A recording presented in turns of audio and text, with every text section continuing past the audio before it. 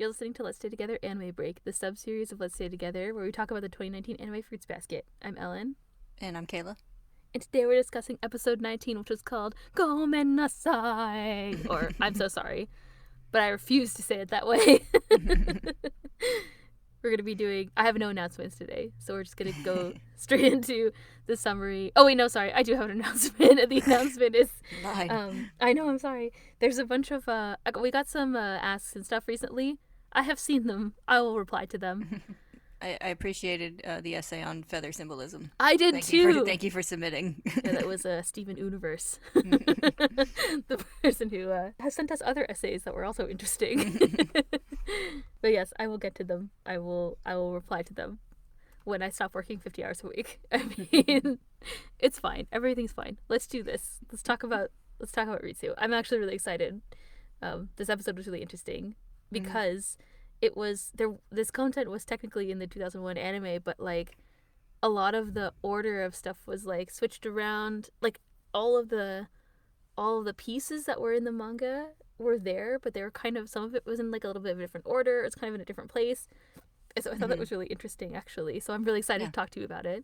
I wasn't expecting it. I was just like, okay, I'm ready to like chill out and then watch this thing that's about Ritsu that we literally just talked about. Like the episode that's coming out, or that came out on Wednesday, was also about Ritsu. So we're doing the same thing again. We're talking about the same things in the anime and manga, which is interesting. Yeah, I think the anime producers are peeking at our notes. They must be, huh? They're on Google Drive. Maybe they have access to my Google Drive.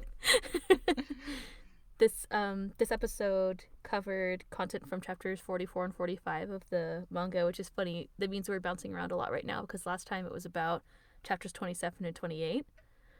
And then the stuff with Uo was from the 30s or the early 40s or late 30s or something. So like they're kind of bouncing back and forth. They're bouncing around a little bit in the manga, which is interesting. But we're getting introduced to a character that basically gets introduced a bit later, which is, it's fine. I don't know. Some of the things that are removed are like stuff from for example, is like stuff that happened later in the manga.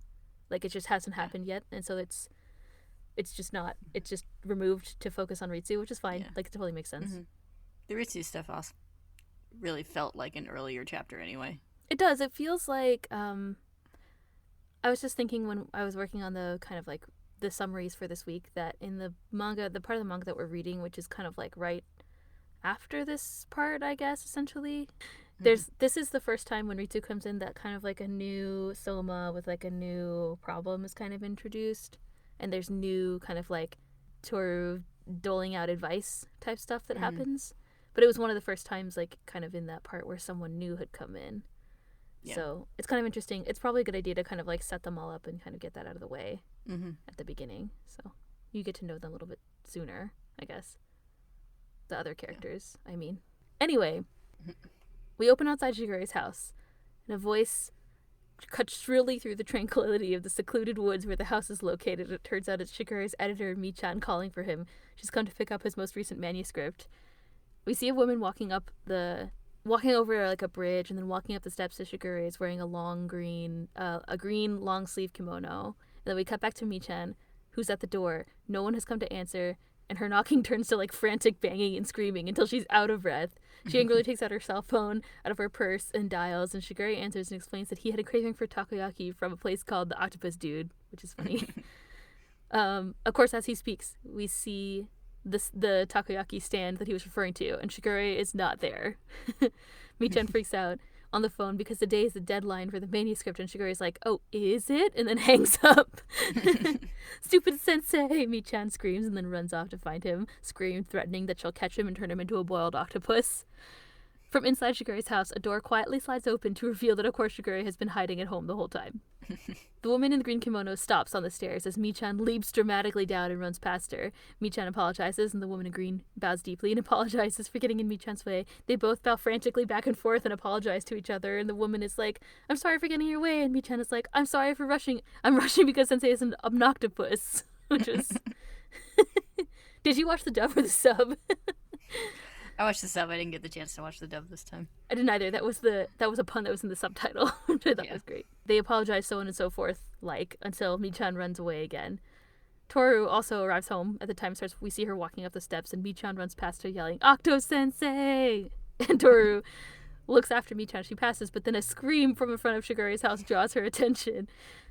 I'm so excited. You can hear it in my voice. I'm just like giddy with excitement. Tohru runs up the steps to find the woman in green outside, whose bag of books has burst open and spilled everywhere. Tohru helps her, and the woman apologizes for causing nothing but trouble to those around her. I'm already sorry just for breathing, she says, and here I am making you help me. I'm terribly sorry. Realization seems to have dawned on Toru's face as the woman screams, I'll apologize to all the world. I'm sorry. I'm happy for you. I'm happy for me too. Tohru remembers the hostess from the hot spring doing the same thing and says, Richan-san? The woman pauses and then continues dramatically. Oh no! Even strangers know my name! Am I that infamous? I've been living in a careless ignorance this whole time. I apologize for causing trouble to everyone who share my name. And Tohru was like, no, it's... But Shigure fortunately pops out of the house and asks why Richan is here.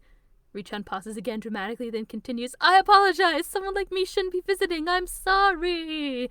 And then we cut to opening credits. It's such a dramatic opening sequence. I also feel like it's one of the longer opening... What do they call it? Like, those little, like, preview opening things. There's a word for it. It's fine. I can't think of it either right now. It's fine. It's not that important. But it's like one of the longest ones I think there was. At least it certainly felt that way if it wasn't. But inside Shigure's house, Richan sits with Shigure, and Tohru brings them some tea, and Richan apologizes, of course, for causing problems for Tohru earlier. Tohru is excited because she's finally able to meet the monkey, Richan-san. And Shigure asks what prompted the visit. Richan-san asks if she's intruding, and Shigure is like, yep. So, of course, Richan freaks out, apologizes, and tries to run home, but Shigure grabs her kimono. After she settles again, he asks, so why the sudden visit? Richan explains that she came to meet Tohru because most of the other Zodiac members have already met her and introduced themselves. Richan formally introduces herself as Ritsu Sohma, and Tohru greets her back politely. And now, having been properly introduced, Ritsu presents the gift that she has brought. I considered getting fruit, but I didn't know what you liked, so I got some books on fruit instead. And Shigure and Tohru are silent, perhaps unsure of how to react. Ritsu, of course, freaks out again and is like, I'm sorry, is it a bad gift? Have I caused you trouble? No, not at all, Shigure says, anger vein prominent and growling and, like, making a barking sound effect. Ritsu frantically screams and apologizes again, and Shigure holds her back from running away, going to buy fruit, saying that he was kidding. Ritsu flops down on the table dramatically and says, I knew I shouldn't have come. Don't say that, Shigure says nonchalantly, inspecting one of the fruit books. Yes, Tohru says, hands up, fists clenched with excitement and her face determined looking. I really wanted to meet you, Richan-san. So the fact that you came to visit makes me truly happy. Ritsu sits back and smiles, wiping a tear from her eye. And thanks, Tohru. She's even more beautiful when she smiles, Tohru thinks. Shigure says that Ritsu takes after her mother, what with the panicking and screaming, apologizing constantly and whatnot. Don't you feel like you should toughen up? Shigure asks. Of course, Ritsu says. I want to have more confidence in myself, and one day I hope to be overflowing with confidence like Aya-ni-san. And she imagines Ayame eating soba noodles with confidence, accompanied by an echoing ha ha ha ha ha ha ha through the rest of the scene. Shigure says that's impossible. Ayame has inhuman levels of self-confidence. Anyway, you apologize too quickly, Richan, Shigure says, and Ritsu is like, I'm sorry, of course. See, you did it again, Shigure says. Shigure suggests that as a first step for a better you, not that anybody asked Shigure, but whatever, you're banned from reflexively apologizing. Maybe his manuscript is a self-help book. Yeah, maybe. 5 steps to a better you. Stop apologizing all the time. Don't apologize to the world, it says. You'll cheer Ritsu on, right, Tohru-kun? And Tohru is like, yes. All for my sake. What kind-hearted people, Ritsu thinks. I'll take on the challenge, Ritsu says. Yuki arrives home at that time, which provides an opportunity for Ritsu to practice, of course. And Ritsu is like, no, I need more time to emotionally prepare. But Tohru is like, Faito desu! Or whatever. She's like, you can do it! I thought it was funny that she said that again. Anyway. This is a reference to her saying, go part-time work, go! Or whatever. What was it translated to? It was something great. It was swab, that's my job. Yeah.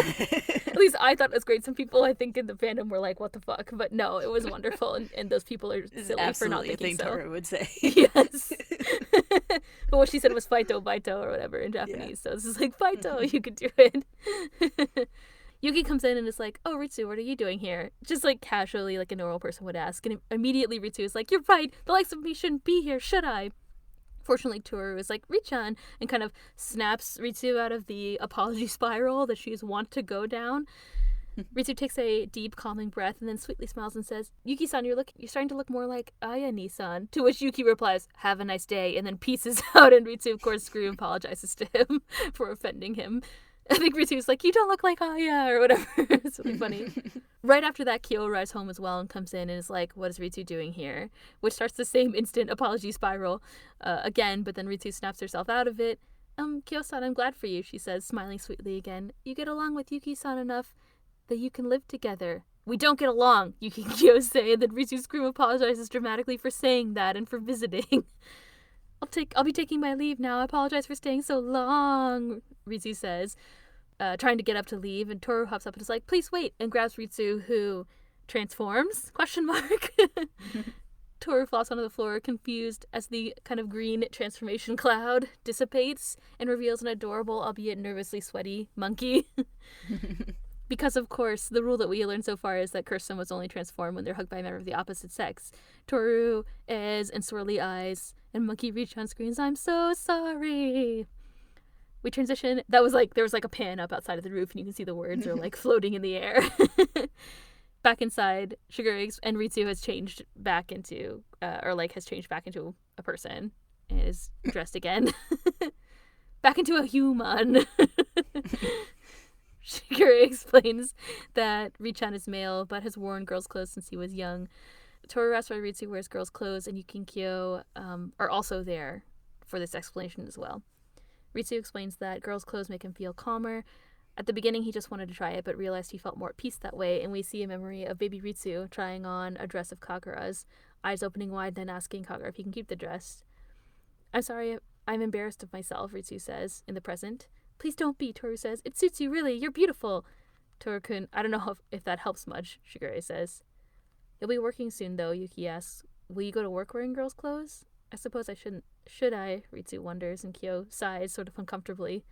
Shigure suggests that the kids go change, and so they take off, and while they're gone, Ritsu apologizes, of course, for failing at the challenge that he agreed to earlier. From afar, we hear, outside, Michan screaming, "Octo-sensei!" And Shigure tells Ritsu to close the door. Michan has arrived and bangs on the door to be let in, but Ritsu asks who that is, and Shigure explains seriously, "She's what people call a stalker," and asks Ritsu to send her away. Shigure says if he can send the stalker away without any problems, this will be a huge step for Ritsu, and dramatically points at Ritsu with his fan, and Ritsu is like, "All right, I'll do it." So Ritsu timidly slides the front door open the teeniest amount and peeks out and sees Michan, who has strung up a noose on a tree, and screams. Appropriately, perhaps. Michan becomes enraged, thinking that Shigure is holed up with a girlfriend inside. Ritsu slams the door, just in time for Michan to, slam against it, cartoon style, which was hilarious. Ritsu explains, as they fight around the door, that he's Shigure's relative, not Shigure's girlfriend. They argue, and Michan asks if Shigure is done with the manuscript, and Ritsu yells, "We haven't done anything!" and is finally able to slam the door shut. Michan slumps on the ground, I think having misheard Ritsu, and says, "I can't believe that he's not done with the manuscript." Richan hears Michan saying outside. Ritsu opens the door again and finds Michan crying and writing her will, this time. Noose prominently hanging in the background. Yuki and Tohru, who have appeared in the hallway and changed, see Michan, and Tohru calls to her. And finally, Shigure slides open the side door and calls, "Why, hello, Michan, how are you?" As if nothing has been happening this whole time. So we cut inside. Tohru makes pour-over coffee like a fancy person, essentially, and brings some coffee.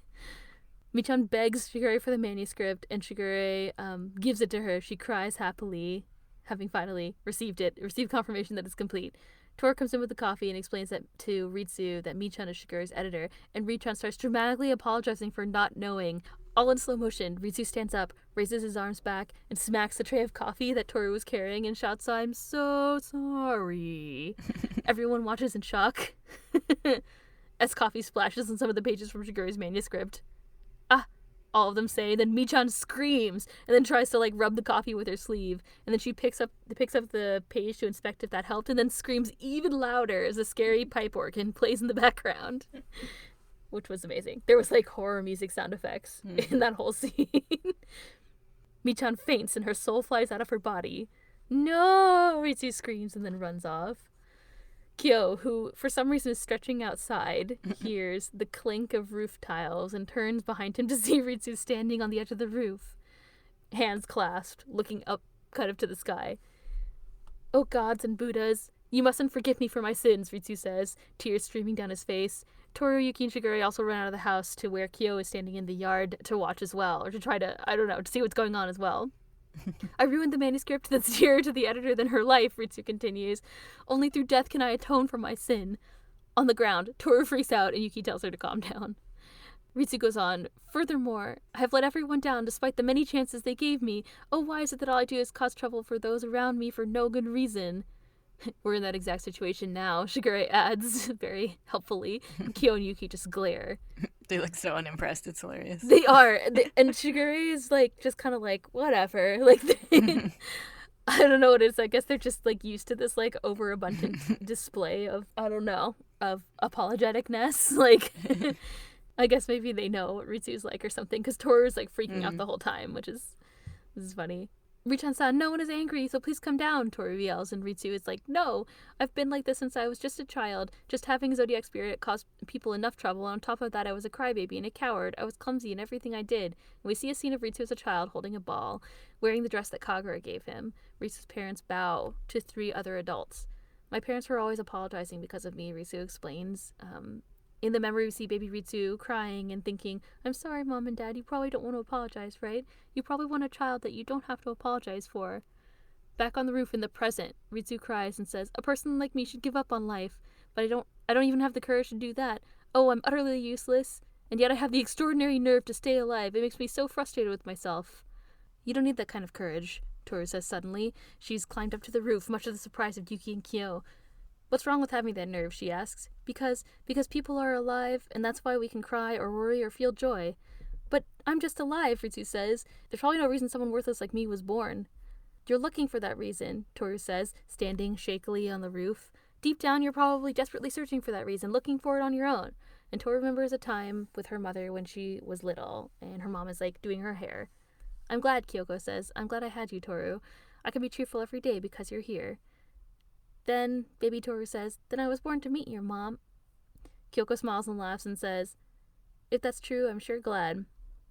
Back on the roof, in the present, Tohru says, "I think maybe no one was born already having a reason to be here, because I think that it might be something that you need to find and decide for yourself." Suddenly, the roof tiles loosen and Tohru slips, almost falling off the roof. She pulls herself up and says, Maybe you can find the reason in a dream, or a job, or in others. Sometimes maybe the reason you find feels vague and uncertain and unstable." And she imagines her mother and thinks, "You might even lose that reason. But as long as you're alive," she says, "you want a reason. I get it, I want one too. And if I'm able to, I want to find that reason within someone else." Ritsu cries and Tohru cries. And Tohru imagines her friends, Hana, Uo, and Yuki and Kyo, Momiji, and Haru. And she thinks, to become someone who can live for the sake of others. That's why it's okay to have that nerve," she says, holding out her hand. "Because if you have that nerve to live, you might meet the person who wants to be with you the most." Ritsu cries and looks down and says, "I wonder if someone like me can find a reason. I hope I can find one someday. I agree with you, it'd be nice if I could live for someone else's sake." And Tohru smiles. We fade to black. And then we take Michan's perspective as she blinks awake after passing out earlier with the coffee on the manuscript incident. She sits up suddenly and asks about the manuscript, which Shigure says that he's currently rewriting. And he sends her out to get takoyaki and sends Ritsu with her. So as they walk back together from getting takoyaki, Ritsu apologizes for earlier. Michan says that she should be the one apologizing, she who acted so shamefully in front of someone she just met. I guess making a noose and writing a will in front of someone is kind of awkward. I don't know.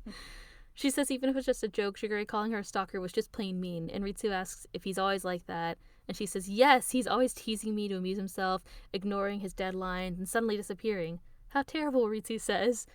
"I don't think I'm cut out for this job," Michan continues. "I get panicked easily, and then I can't think rationally and end up causing trouble for others. I hate how I'm like that." Ritsu stops in his tracks and says, "I've caused trouble for people around me ever since I was a child." Michan turns back to look at him as he continues, "So I've never had any confidence. I don't know why I was born. I thought I was a useless human being." The wind rustles, and Ritsu smiles a soft smile. "But even so, I've decided that I'll have the audacity to live, because someday, even I might be able to find the reason that I was born. I might meet someone who needs me." Michan listens with surprise. I'm just repeating what someone else said, though, Ritsu adds. Michan smiles and says, hearing your words makes me feel like I can keep going. Ritsu smiles, and they say they should go back before the takoyaki gets cold. Back at Shigure's, he chomps on a takoyaki. I don't know if there's a single word for, like, the little ball itself. I don't know. Whatever. In my head, it's a takoyaki, but I'm probably wrong. Takoyaki orb. Orb. I have takoyaki ball in my notes, but... Michan asks for the manuscript, and Shigure ignores her, then offers Tohru a takoyaki orb as well. Please hurry up and finish the manuscript, Michan says. Please hurry and finish it with takoyaki power, Ritsu adds. That's right, Sensei, become a takoyaki warrior and zoom through. But Shigure cuts Michan off and is like, just kidding, and he says the manuscript is of course complete, and Michan cries with joy. Ritsu is like, that's great, Michan-san, and Michan is like, thank you very much, Richan-san, and they bond awkwardly, and then Michan is cutely asks to be friends with Ritsu. Are you sure you want to be my friend? Ritsu says. Yes, please, she says. Please teach me how to wear a kimono sometime. I want to learn how to be more feminine like you, Richan-san. Michan, Shigure says. Richan is a boy. What? Michan says, mouth open in surprise, and Ritsu blushes. They exchange frantic apologies. Oh, I'm sorry that I thought that you were like that. And Ritsu's like, I'm sorry I wore confusing clothes. Like, it's all the same song and dance. Yuki wonders if they'll stop being loud, and Kyo's like, this is dumb, from the sidelines. I can't do much, Ritsu says, but I'll happily show you how to wear a kimono, or we can do something else together. Thank you, I look forward to it, Michan says. Now we focus on Richan, who thinks, I hope I can say to someone, I was born for your sake. And then we focus on Michan, who thinks, I hope that I can say that someday, and I hope that whoever I say it to, and then their voices both finish the sentence at the same time, is waiting for those words, and then we cut to credits. It was very cute. Mm-hmm. There was takoyaki involved. Shigure's takoyaki power. Oh yeah, and then the most important note that I made is that Tohru broke the house. Yeah, I read that we got bonus damage to Shigure's house. I think so. I don't have a counter in my notes, but I could go back and find it because it's been such a long time. But yeah, unexpected damage to Shigure's house. Some of the roof tiles slipped. She broke the gutter too. She did. She's lucky she didn't fall off the roof. Like, jeez. Yeah. It's not that high up. No, also it looked like there was a little tiny roof below her too, so she would have slid onto the other roof and then slid onto the ground. It would have been okay. I twisted something, but... Probably. Maybe like a broken leg or something. Yeah. I don't know. I'm not a doctor or anything. You can go to night school. I could go to night school and become a doctor. Get my GED so I can become a real doctor. As long as Mayuko Dai-sensei-sama is my teacher, then it'll be fine. Do you wanna kick off the discussion? I'm digging my toe into the ground like in a cute way, beguiling type way. Yeah, they're like the chapters that they're based off of are like the Ritsu chapters, but somehow this episode felt more Ritsu focused to me.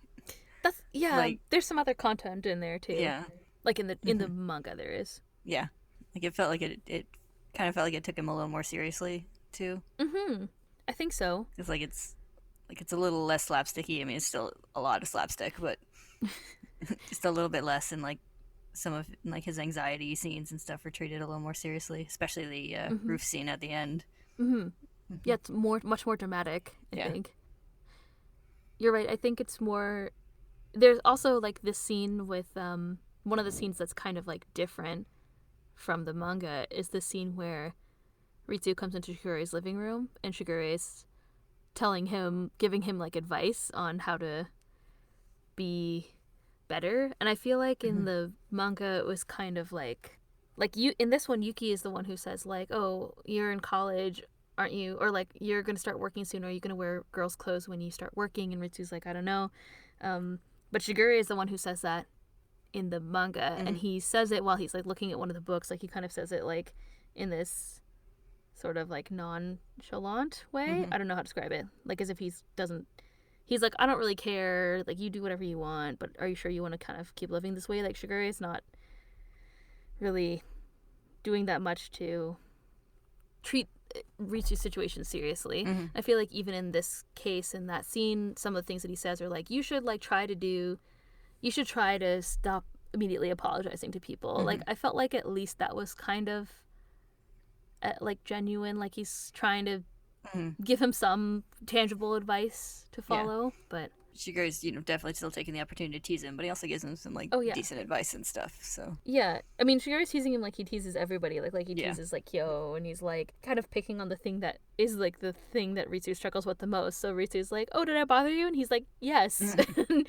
which so of course Ritsu freaks out. Yeah. Um, I also but feel like it he was did actually give Ritsu some solid advice. yeah. I also feel like Ritsu's cross dressing was treated less as like an inherently embarrassing thing and more as Mm-hmm. just like something they were worried about as like a symptom of his anxiety.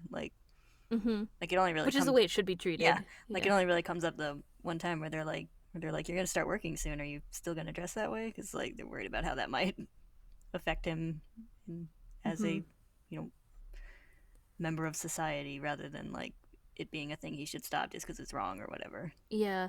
And I think Hmm. the one who says that is Yuki, which is kind of a smart thing to do because it's established that Yuki and Kyo are younger, right? Like Yeah, they don't have as much of a perspective yeah, of the world. Like someone like Shigure is older should be like a little more open to different kind of perspectives. So I think the choice to have Yuki say it is at least like it hmm makes a little bit more sense. yeah. It makes It's not so sense like harsh. for his age and also for like Yuki has established insecurities about like his perceived masculinity. So Mm-hmm. Yeah, that's very true. So that would probably extend onto Ritsu.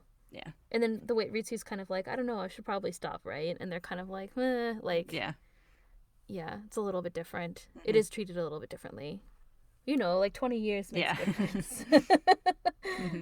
Yeah, I did But appreciate yeah, that. I liked those changes. Yeah, I Mm-hmm. think they were good changes to make for a you know 2019 interpretation of the character of Ritsu. Mm-hmm. The other thing, I guess, like, the ways that, like Toru, so there's a line where Toru is like, it looks great on you or whatever, like, it looks good. And then Hmm. Sugar is like, I don't think that helps because I think, like, what Sugar is trying to say is, like, the underlying reason I think the reason that this is embarrassing for Ritsu is like not just that it's like it's not that it's women's clothing or whatever, but it's that it's something that he also feels like it's something that helps him that other people find embarrassing, I guess. Hmm. Hold on, wait, what am I trying to Yeah, say? it's not like it's embarrassing for him because like he feels like people see it as embarrassing. Like Yeah. It's it's not like Ritsu chooses to wear women's clothes because like he wants to look a certain way. It's hmm because he's doing it to cope to feel comfortable. yeah, Like, you know what I mean? Like, it's not like, and so when Toru says like, "Oh, but you look so beautiful," I think that's why Shigure says like, "That's not." I don't think hmm that's really helping. yeah, because that's Um, like he's not insecure in that particular way about it.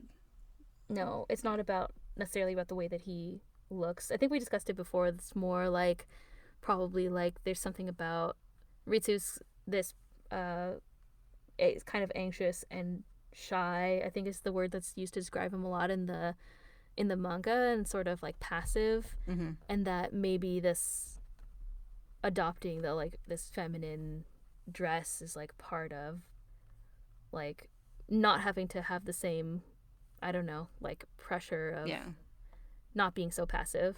yeah, like there's different societal expectations on people are perceived as women and people are perceived as men. Exactly. And so like what Ritsu might be doing in this case is trying to evoke that from other people to like not have that. But I don't know, it's not really said that that's the case either. Hmm. It says that Ritsu feels more comfortable in women's clothing. Yeah. It feels Ritsu feels less anxious in women's clothing Hmm. for whatever reason. So Yeah. yeah, it doesn't really have anything to do with looks. There's a couple of comments specifically about looks. They were like Ritsu and not Ritsu, Toru and Michan are both like, "You look so beautiful," Yeah. and it's not the thing that Ritsu's trying to kind of Yeah, like and he doesn't really respond to those comments in overcome. like either way. Like he's not like No, not really. flattered or insulted. No, because it's not what bothers him or is important to him, Yeah. right? It's like about the anxiety that he feels, I guess. Yeah. It's kind of like it's like a double-edged sword for him because he feels more comfortable dressing that way, but then he feels like it like makes people like judge him and he feels like he have to apologize for it, which is something that makes him uncomfortable. So, Yeah, it's a whole like self kind of hmm cyclical. Because then Ritsu's like, all I do is cause trouble for people around me, and so like I apologize, but then like the apologizing is over the top, which causes even more trouble. hmm So it's this whole like self-feeding anxiety loop yeah. that Ritsu's in. Hmm. So Sugure being like, you should try to stop knee-jerk apologizing to everyone right away is probably Yeah. a good approach. Yeah. but but it's difficult to change when you're. Yeah. They say that Ritsu. I don't think they said it. They said like you're going to be working soon, but they said Mm. in the manga that Ritsu's in college, so someone who's Yeah. in their like late teens or early 20s is probably going to be uncomfortable. It's going to be difficult for Mm-hmm. them to change something that's such an ingrained part of their personality and their habits Yeah, at that because we point. see from the flashback that he was really young when he started exhibiting the apologizing behavior. Yeah, exactly. Yeah, it's another thing that I just thought of that changed is they don't actually show him dressing in like the more masculine clothes that he switches to No. partway through the chapters. Yeah, you're right. I didn't think about that. You're definitely right. In yeah, Shigure is like, "Oh, are you gonna change?" That's another thing that's like kind of condescending. So Mm-hmm. in the manga, so Ritsu arrives in a kimono just like this one, which is like a young women's kimono for people if you don't know. But I bet people who listen to this know. Mm-hmm. So when Ritsu arrives, after they have this conversation and it's like revealed that Ritsu is actually a man or whatever, then Shigure is like, "Oh, are you gonna change now? Like, are you gonna change into other clothes?" And then Ritsu's like, "I'll do that too." So then for the rest of the 2 chapters that Ritsu's there, Ritsu's wearing like a men's outfit. Mm-hmm. It's like a button-down shirt and pants. Yeah. Slacks, one might say. So, yeah, you're right. The whole time Ritsu continues to wear like the clothing that he's comfortable in, which is interesting. Mm-hmm. And then bonds with that over Michan. Almost Yeah. all the scenes with Michan are added as well. She was a much more prominent part of the story, which I also thought was a nice change. I thought so too. Yeah. Ritsu and Michan are both characters we don't get a ton of in the manga. No, so I was happy that there was like just even Yeah. a little bit more addition of her. Yeah. The other thing that's interesting to note is like the scene where they're coming back from buying takoyaki. That scene that happens with Tohru in the Mm-hmm. that conversation essentially happens with Tohru. So what happens in the manga, if you haven't read the manga, is that Ritsu goes to get the takoyaki and it's like the afternoon, so Tohru runs into him on the street with the takoyaki. Yeah. He's fighting with a cat to pull it out of Yeah. the cat's mouth. By fighting with the cat, I mean apologizing to the cat for trying to take it back. He's like, "I'll go get more, it's fine." But so Tohru meets him on the street and then they have the same conversation. So in this case, we actually had that conversation happening with Michan, which I thought was an interesting choice. Mm-hmm. So some of the ideas that are in that conversation come from Michan instead of Tohru, which I thought was an interesting choice. Mm-hmm. It's actually like amp up her relationship with Ritsu. Yeah. Which is great because they're clearly connected. Like the all of the dialogue, like that was written for the anime, but it's blatantly obvious that their behavior is very similar. Yeah. Where Michan is like, I freak out when things go badly and like I can't control. I lose my rational behavior and blah blah blah. And of course that's exactly what Ritsu does. So they have that in common. Yeah, like all the added scenes feel very authentic to both characters. Like, Mm-hmm. and it made it, kind of a cuter like ongoing storyline where like they bump into each other at the beginning and do a couple apologies, and then they like get to know each other rather than just bumping into each other at the very end. So It's actually now that I think about it, it's also set up as a 3-beat. So Yeah. they meet at the beginning and they apologize to each other, and then I guess probably the second one would be that Ritsu apologizes to her during the, maybe it's not a 3-beat exactly, but Yeah.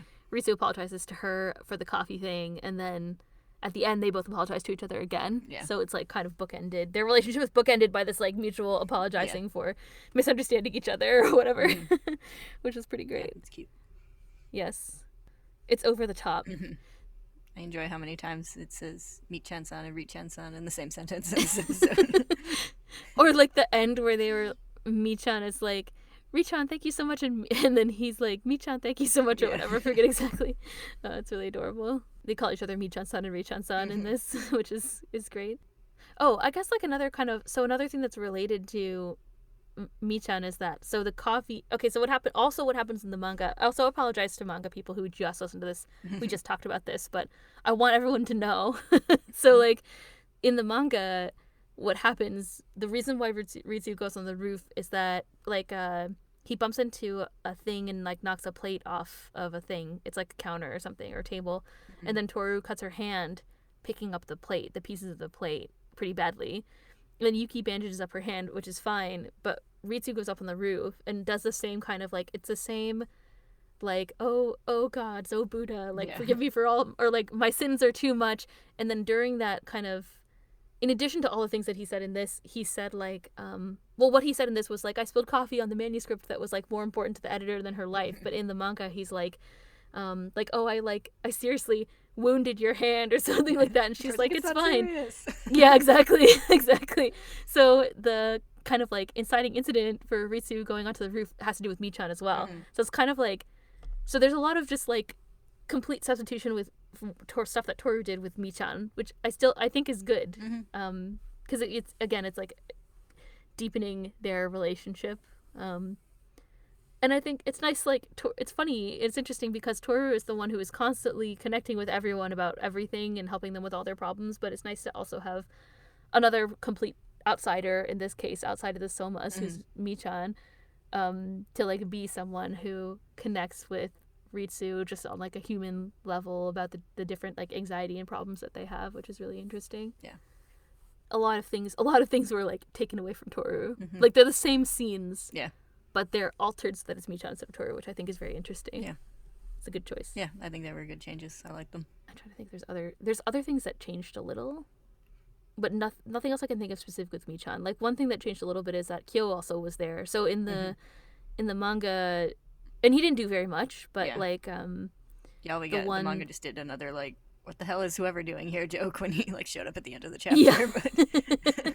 Right. But this was also an interesting opportunity because what happens when they both come home is that Kyo just wasn't there for like whatever reason. So the same joke happens where Ritsu is like, "Oh, you look more like a Yame" to Yuki, and then he's like, "Bye." And in this, what was added was that Ritsu says that Kyo and Yuki are getting along better, and then Ritsu is like, "I take it back" when they get all angry, which is interesting because these are the two things that we talked about. They're also good additions or the one with Kyo is a good addition because it hits on those things that they find really uncomfortable. Like we talked about this, I think we talked about this a lot in the Lake House episode where Yuki and Kyo were arguing with each other, and they kept saying like, "Oh, like nothing's wrong with me. I just hate that guy more and more," or whatever. Like it's the same two similar issues again. Yeah. And you have someone, Ritsu, who's clearly very like empathetic or whatever, who's calling them out, which is hilarious. Yeah. I also think it was also a funny gag of just Ritsu trying to be more confident and hitting on the wrong thing twice in a row. The two most uncomfortable things in a row. It was fantastic. I laughed a lot. I was like, yes, of course I would pick that. Yeah. It's great. I also liked him like immediately doing the same apology to Kyo when he knows what he's doing there. Yes, it was exactly the same wording. And the first time Tohru was like, "Michan," and then Michan stops and takes a deep breath and then tells Yuki the thing. In the second one, Ritsu stopped by himself and took a deep breath. It was actually interesting too. There's just a little teeny bit of growth. Yeah.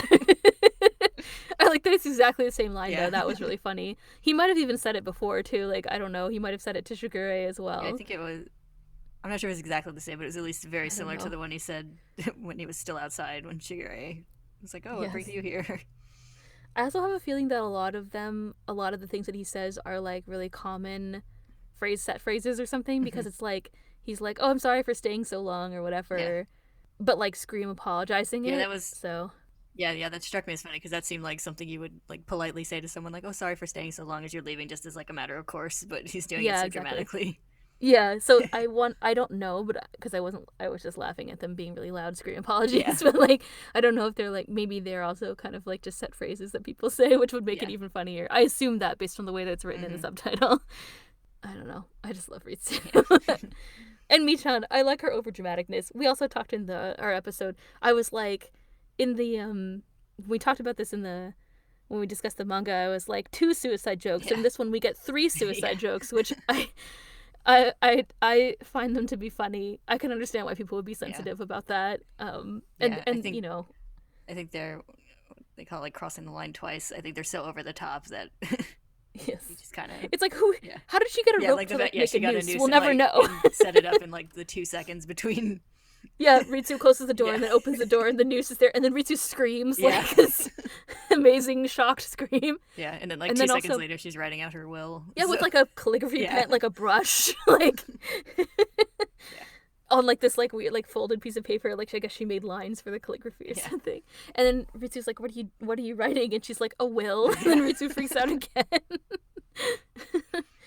Yeah. Like Yeah, we're laughing about it hardcore now. So yeah, like it's something to be aware of, but I yes, think it's so over the top that yes, and then it's just that kind of dark comedy thing. it is. I think Takaya really likes dark comedy. There's a bunch of like really dark Yeah. comedy. This is a prime example.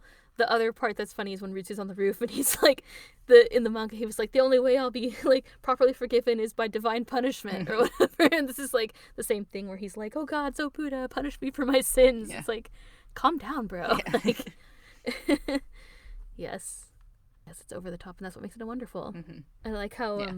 they're so supportive to Ritsu. Is like, oh, he did like when Michan is like, oh, I'm just Shigure makes me feel like I'm not cut out for the job, and Ritsu is like, that's awful, and then like they go home and they when she gets the manuscript, he's like, that's great, isn't it, Michan? Like it's really really sweet. Like Hmm. it's very nice. Yeah. He's very very supportive of Michan and all her woes with Shigure.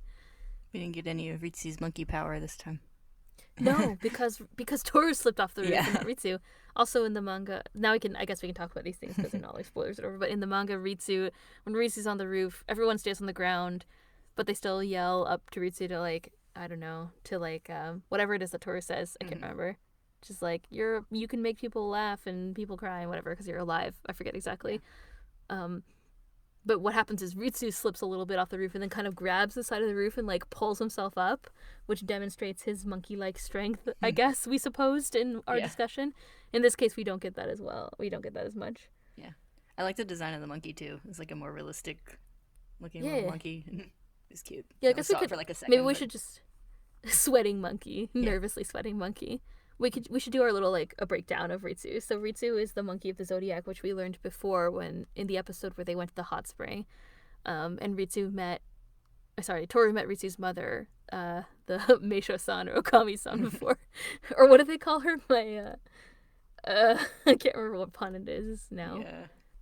Anyway, whatever. So Toru met the Ritsu's mother, who's the hostess from the hot spring before, and of course they do have the same habit of apologizing to the world in exactly the same way, which is great.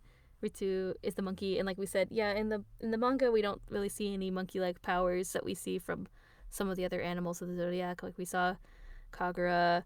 Kagura's like immense physical strength, and Momiji's like kind of bouncy attitude, and Hattori's like, I don't know, are seahorses serious? Like Hattori's ability to swim in salt water. I don't know. Or fresh water. Maybe he's really good with children. Yeah, maybe. He does kind of like there's like scenes of him with like little baby Yuki, wasn't there? Although he was erasing baby Yuki's friends' memories, so Yeah. I guess not. I would draw a picture of him with like 5 children just clinging to him. Looking sort of like whatever that emotion is where their eyes are just like two like circles with lines, you know what I mean? But yeah, Ritsu, so because of that kind of like alteration in the scene, we don't get any sense of any other extraordinary monkey powers that Ritsu might have in the anime, just to kind of compare and contrast. Yeah. But the monkey is adorable. The little monkey form is adorable. Yeah, because in the manga, the monkey's like really round and cartoon looking.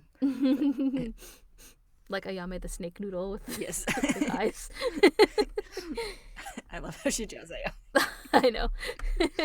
all of the animals are more abstracted in the manga. This is just yet another Yeah. kind of like extra detail added to the monkey. Mm-hmm. Who was it? Oh, except for that uncanny Kyo face that we saw in the Yeah. lake store, or the lake house one.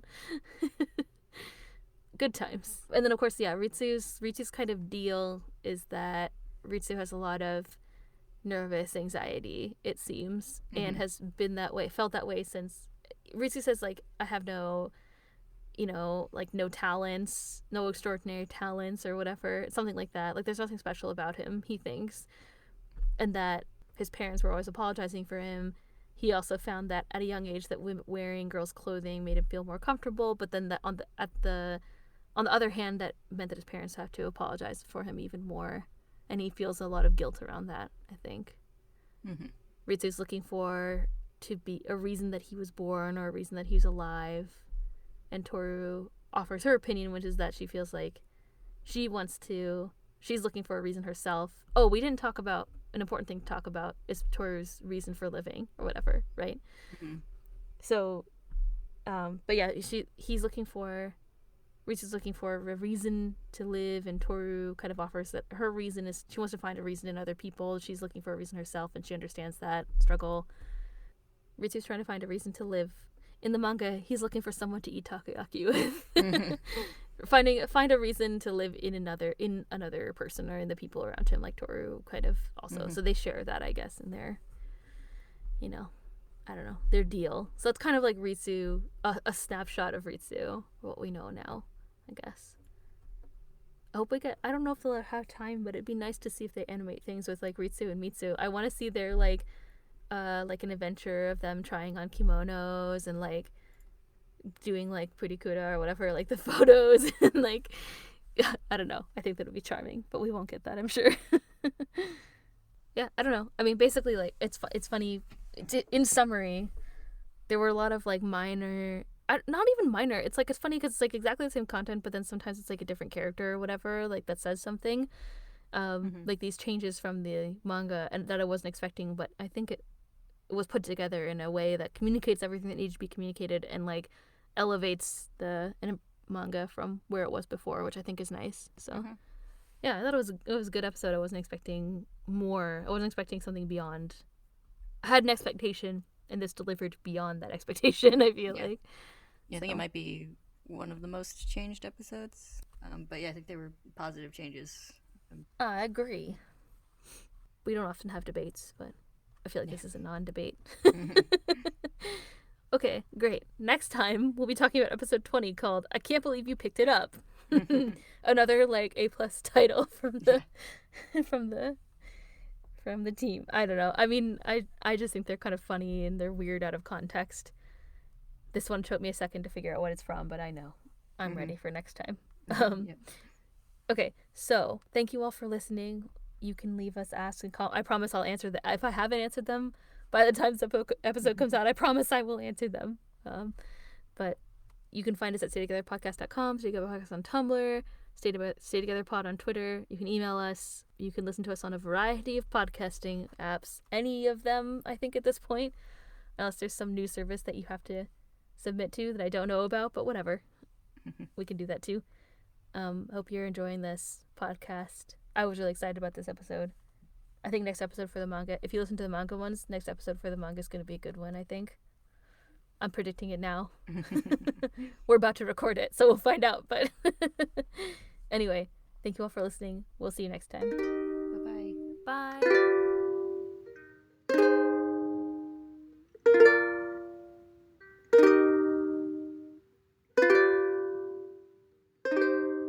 We're back to talk about spoilers.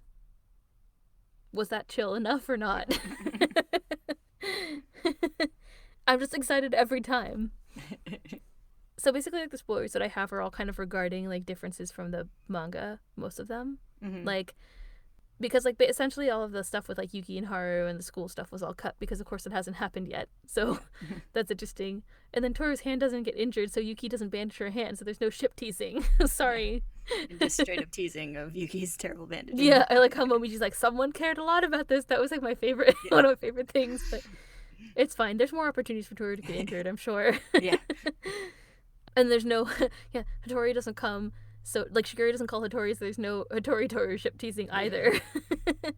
and it, like you said earlier, it's just solely focused on Ritsu and then Ritsu and Mitsu's relationship, right?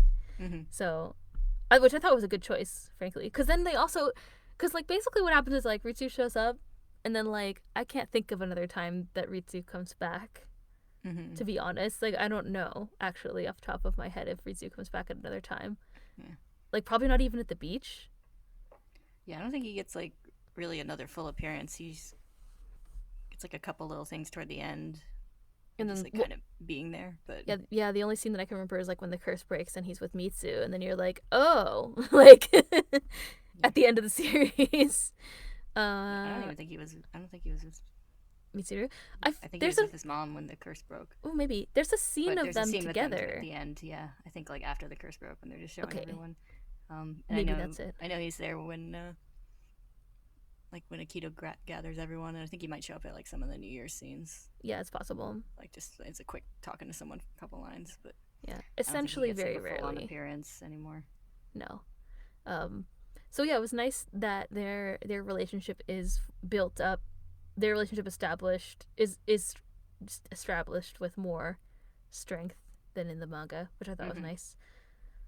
But then on the one hand, it kind of it it takes a little bit away from Toru's relationship with Ritsu. I think. I don't know. I don't feel that strongly about it. Yeah, I think it's okay. She's got strong relationships with a lot of characters. Everybody else. Yeah. And it's not like it takes it away completely. They still have some nice interactions. They do, and yeah, I mean, like her main kind of thing that she says to Ritsu is covered, so that's fine. And then I think, like I said, when we were talking about the non-spoilers, I think like having another person who's outside of the Somas, like just who accepts or kind of like connects with Ritsu is great. I think that's a good addition to have. It just shows people connecting to them on a like, kind of a human level, the way that Akito says that nobody can. So it's kind of nice to have that being subverted. So it's very interesting, I think. Yeah, I think we have a few characters where it's like Tohru makes kind of an initial connection that helps them, and then like with that they can kind of reach out outside of the like Soma circle. Yeah, like in particular, like Yuki, for example, comes Yuki to mind. especially. And others. I mean, there's like a Yame, but it's more like he had Mine first, I think. And then he talks to Tohru about his issues that he's still working through. Yeah. You're right that there aren't a lot of spoilers, I think, because a lot of it is like brought to the fore. So because by Mitsu being there kind of eliminates a lot of like Mitsu spoilers, I think. And then because I think their relationship is pretty clearly established that they're going to have some kind of relationship at the end. Yeah. With their little scene at the end. And then of course Toru's deal with her mom being her reason to live, and it's a reason that you can sometimes lose, is established. Yeah, and then of course that's starting to set up all of her issues that she's going to deal with later. So yeah, I don't know. I don't have any other things that I think are spoilery. Yeah. All the things that were spoilery were just stuff that didn't happen. So yeah, really, because it hasn't happened yet, and I think that choice to cut those things made sense. Yeah. Yeah. Then of course the next episode is Hiro saying, "I can't believe you picked it up." Yeah. I was like, "What is that from?" For a second. So that's interesting. So we're gonna get Hiro. So now we're at episode 19. So that'll be 20. I wonder what else they're gonna have before the true form. Yep. There's still a couple more episodes left, so we'll see. It'd be funny if it was something completely random and then we're gonna have to like go through like something else that's like way later in the manga. Yeah, it's like something we haven't actually gotten to yet. I'd be pleased. Or maybe they'll have the thing with like Haru and his breakup with Rin. I don't know. Yeah. It could be interesting. It's a mystery. Mystery. Yes. Okay. It's a pretty short spoiler section, but I don't really have any other things to say. It's like one of those situations where a new character was introduced, but this new character happens to not be involved that much in the rest of the story as far as we know. So, I don't know. We'll see what happens, I guess. Yeah. Just replace your regularly expected spoilers with like a shrug emoji and that's... Yeah. Spoilers is like, here's what didn't happen. Yeah. In that case, I guess, shrug emoji. Thank you all for listening. We'll see you next time for, I don't know, I guess it'll be for the next manga chapter, but then for the anime episode about Hiro, I guess. That's what we're gonna get. Yep. All right. All right. See you all next time. Bye-bye. Bye.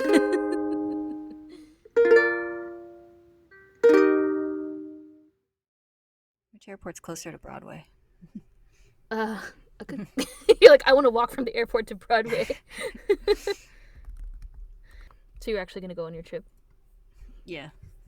Then you can go to the top of the like Empire State Building and like maybe you'll meet a random person and fall in love. That's how it works, right? Or maybe you'll escape your family and then you'll catch two criminals who are on the run from the law and then you'll meet Tim Curry. I think all of these only happen if you go there at Christmas. Oh yeah, you're right. Sorry. I'm sorry, early I'm October. mistaken. I'm not sure if there's any plots for early October. I think it's just Sex in the City. So like whatever. It's just like, or like there's got to be like a How I Met Your Mother plot. Maybe you'll see a Cock-a-Mouse or whatever they called it. I don't know if there's even like there's only a couple specifically New York things that really happen in that show. You can run a marathon and then get stuck on the subway because your legs don't work anymore. It's like I've seen where the subway turns around. You don't want to see where the subway turns around. You can ride around in a limo and go, woo! We're old enough to become woo girls now, right? Yes. Okay, are you ready to talk about Fruits Basket? Yes. Okay, let's do it. Let's talk about the getting anime. in on the tangents early. Yeah, we gotta get them out of the way. That's how it works. I don't think that's how it works.